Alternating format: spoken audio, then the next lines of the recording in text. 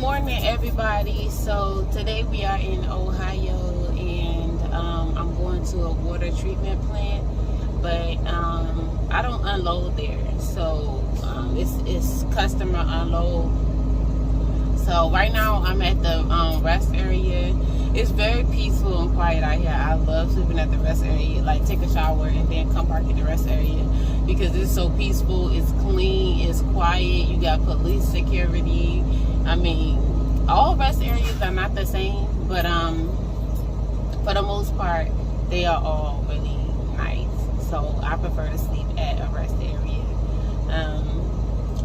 I'll let y'all see what it looks like, and we'll get into the rest of the video. So this is basically, you know, how the truck stop looks at night, and I can even get out and show y'all some of the trucks from behind us.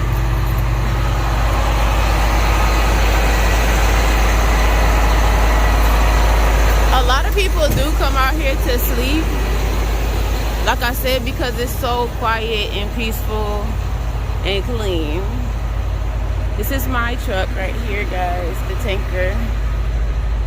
You see, so it's so many trucks out here. It was a lot that left early, like before the sun came up, but they was packed out here, especially like during the summer, during the winter time. Look, guys, it's the moon.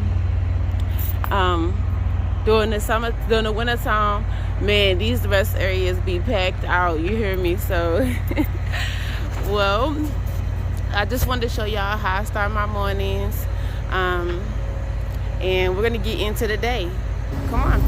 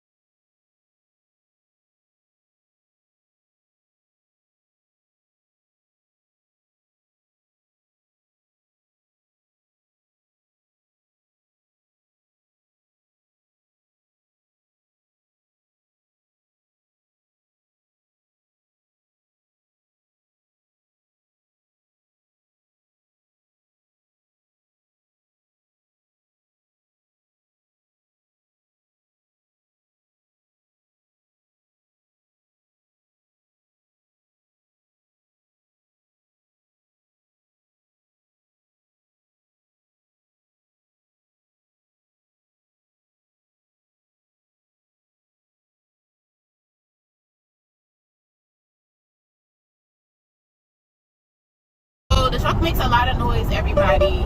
Right now, I don't know why it's making noise. All I know is when you're trying to go 68 miles per hour, it starts beeping, even though the speed limit is 70. So that's the beeping that you hear right now. And then, like, if I try to go off of the white line, like, let me show you, it'll make another noise.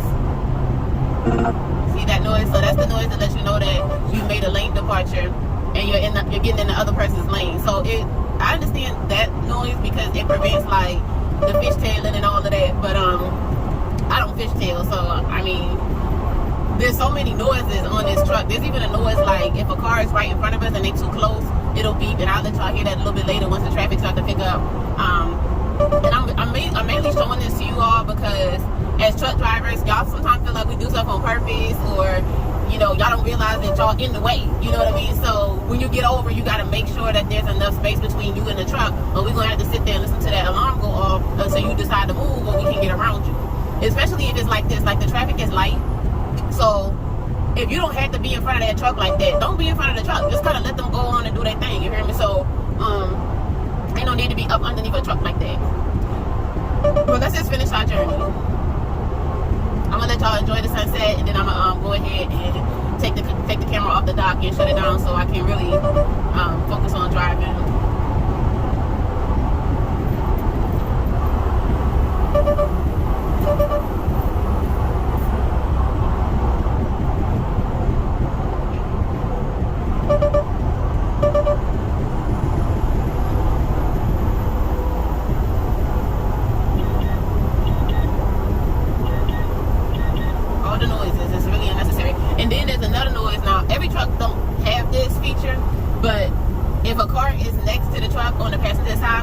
major blind spot for truck drivers, it has like a blind spot sensor over there, and it'll literally make a noise like, I'm not lying to you. So that noise is like, when it first happened, I'm like, why the hell everybody keep blowing at me? I ain't even doing nothing. And come to find out, it was the sensor. So I mean, that's actually a little distracting.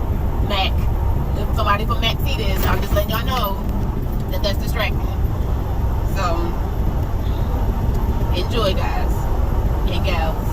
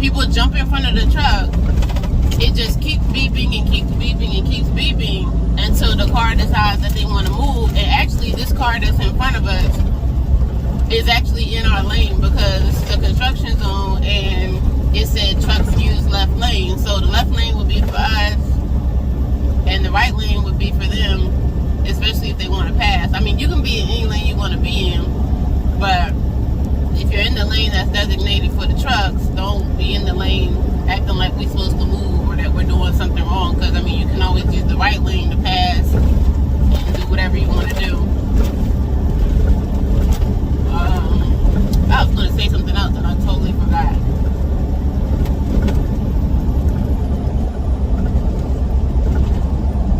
But anyway, the phone is on the holder, but it sits kind of back like that. So I don't want to keep trying to hold it up because I have to pay attention. But I just wanted y'all to hear the sensors because they just are crazy. The sensors are crazy. And the closer we get to the car, the more it'll beep and the faster it'll beep and the louder it'll beep. It's so annoying. Like, it is just not okay. But so, you know, if you can, just stay out of the truck's way. You know, especially if it's not a lot of traffic out, just you do your thing and let them do theirs. Alright, y'all, we're going to continue on with the day and see what today brings.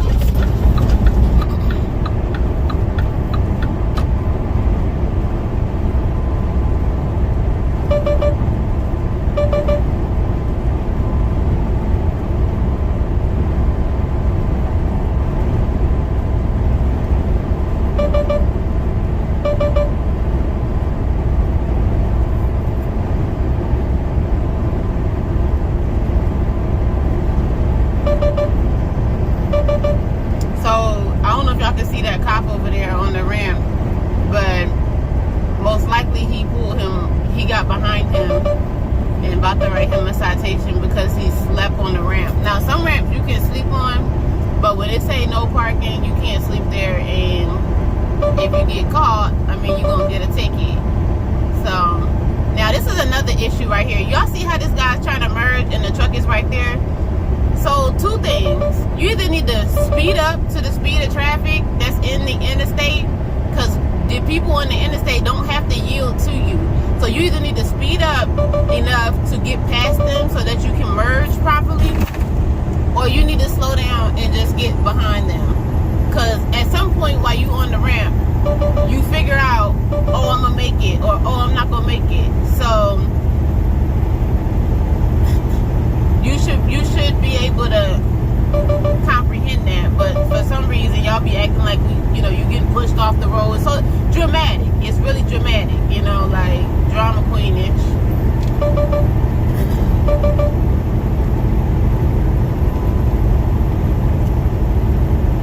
So as I said before, there's the honking sound for the car that's next to me. As y'all can see, there were two cars next to me. This truck just makes a lot of noise. I don't understand why we have to be subjected to all these damn noises.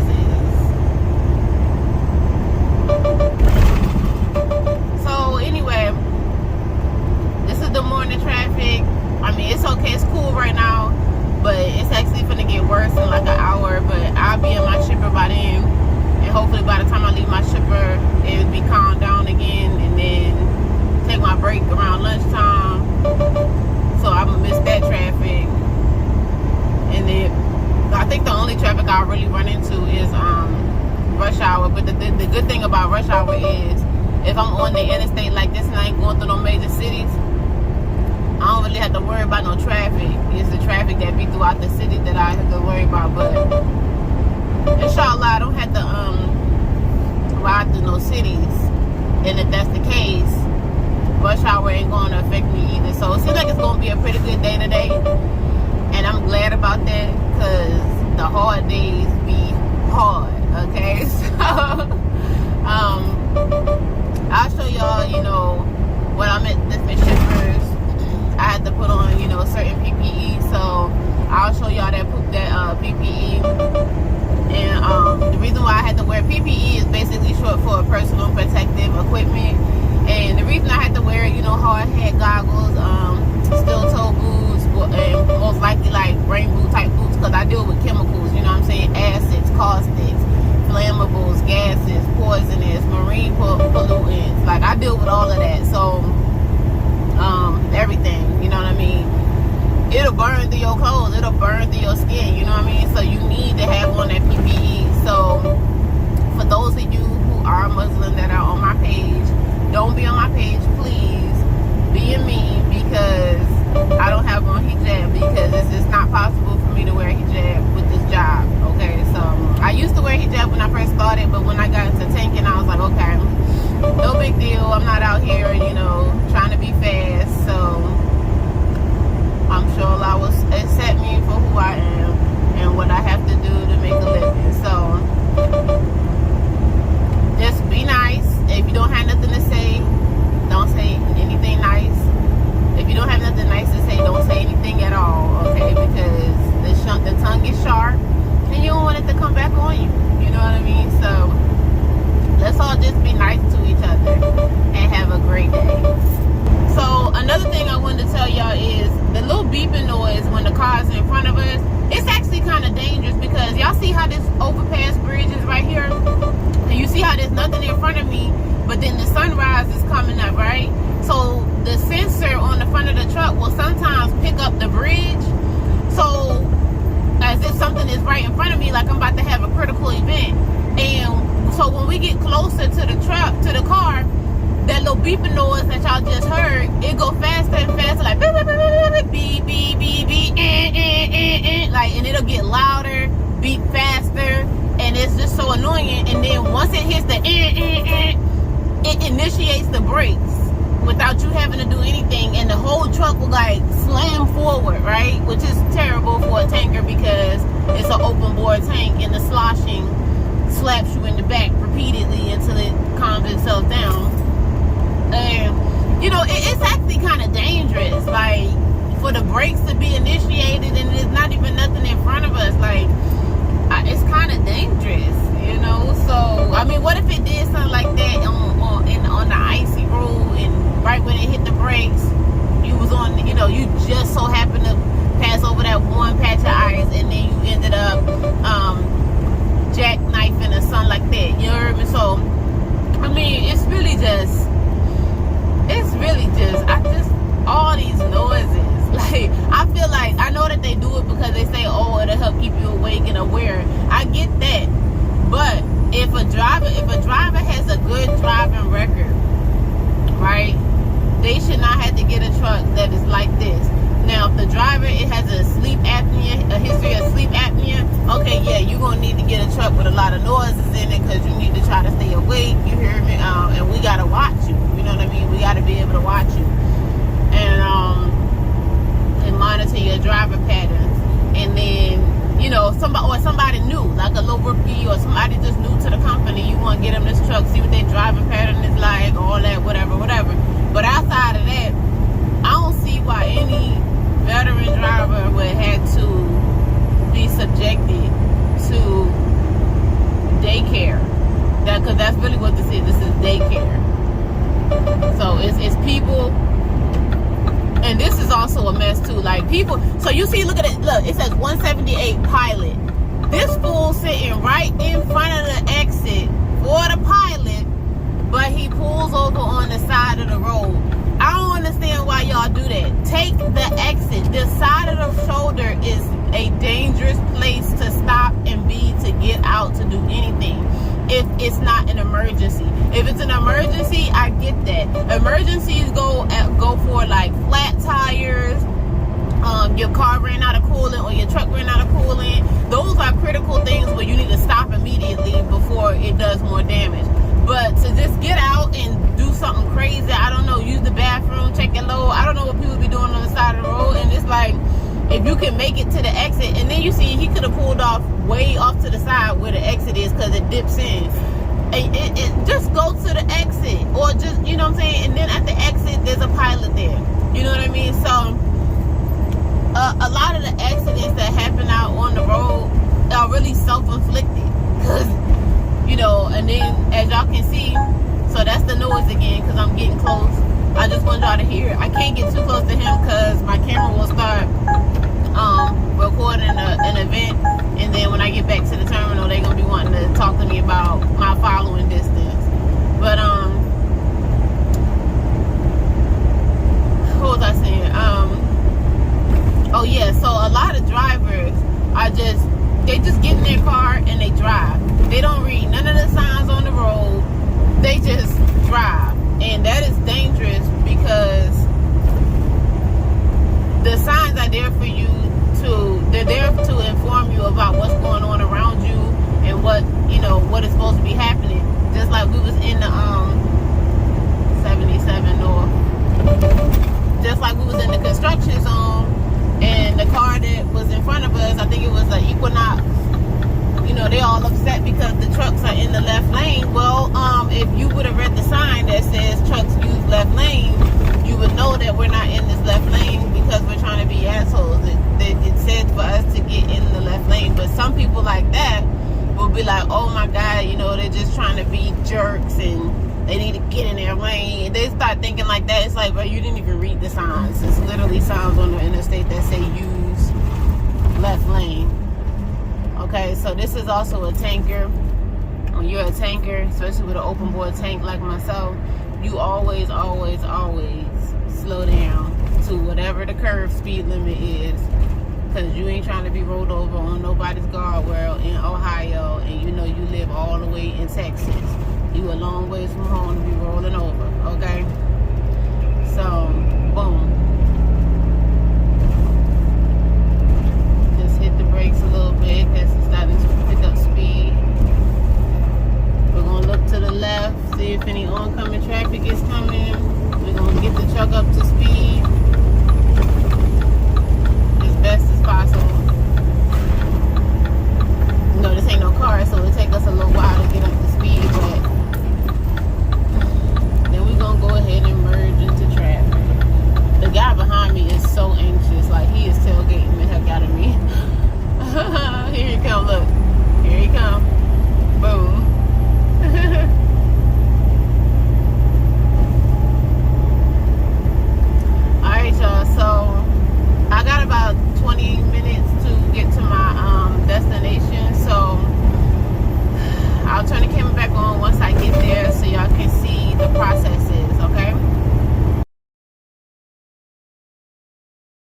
I said, "You from Mississippi?" She said, "No, but my mom and dad are." I said, "Oh."